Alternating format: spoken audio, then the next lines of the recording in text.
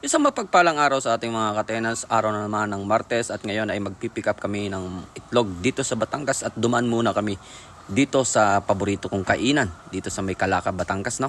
Ayan, at dumaan muna kami ng aking kasama at humigop muna tayo ng masarap na sabaw sapagkat pumamaya naman ay banatan na kaagad sa pagkukuha ng itlog dahil po ay mag-aalas 11 na ng umaga at ito ay tayo muna ay dumaan muna dito sa napakasarap na kainan.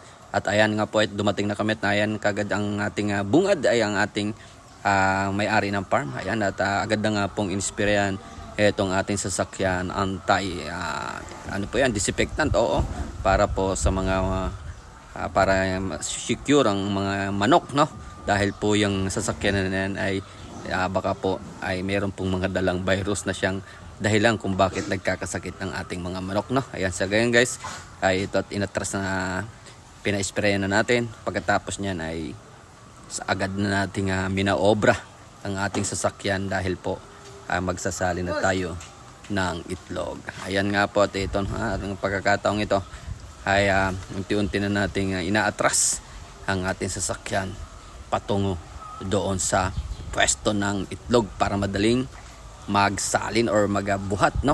Kaya po ay agad na nating inatras yan. Ayan, So ayan guys, pagkatapos niyan ay agad namang binaba ng ating kasanggasan at buhay na si Iman ang mga tray dyan sa loob ng L3. Ayan po, napansin niyo ay bumili na rin tayo ng panibagong tray sapagkat yung mga luma ay dinispose na natin dahil po yan ay 3 to times lang ginagamit at agad nang po nasisira yan. So napansin niyo guys, kaya ako bumibili niyan ay para po sa mga malalaking itlog na isasalin natin dito. Ayan, napansin niyo may mga tabla rin tayo para po yan ay panapin dyan sa loob ng L3 para pag nagbiyahe tayo ay hindi po mabasag ang ating mga itlog. Ayan po, napansin ninyo at ayan, malapit nang matapos, subalit na iniintay pa rin natin yung kakulangan na ating dadalhin. Ayan po, iniintay natin na matapos yung mga pagtitimbang na yan at pagkatapos nyan ay agad po nating isasalin or ipupuno dito sa L3. Hanggat nag-iintay tayo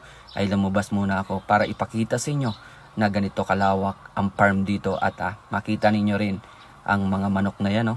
So ayan po ay tuwing pupunta tayo dito ay allocated po ang mga itlog na yan dito sa atin. Ayan. So sa mga nagtatanong nga pala kung ilan ang laman ng ating L3, ayan po ay i-reveal natin yan. Ayan, so 800 trays po yan every week. Yan po ang dinadala natin sa Maynila. So sa mga suki natin dyan na nag-iintay ng itlog, ito na po. At siguro maya maya or mga 3 hours nandyan na po kami sa Taguig. Ayan na po. Kaya naman ay punta na lang po kayo sa aming tindahan. Ayan, ako si Tenas Ray Rice. Mahirap hanapin, madaling malapitan. Ayan po, maraming salamat po sa panonood and God bless you all po sa ating lahat. And bye bye.